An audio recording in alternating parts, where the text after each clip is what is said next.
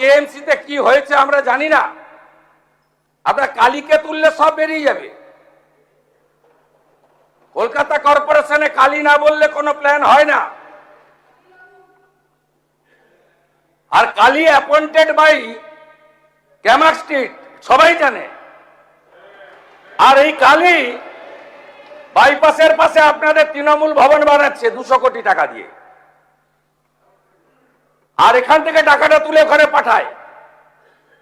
আমরা সব জানি, সব বের করেছি আমরা, এফআইআর হয়েছে, আরো ব্যবস্থা নিচ্ছি। আসগরকেও খুঁজছি, যদি নিচে চাপা পড়ে থাকেন আলাদা কথা, আমি চাইবো জীবিত বেরোক।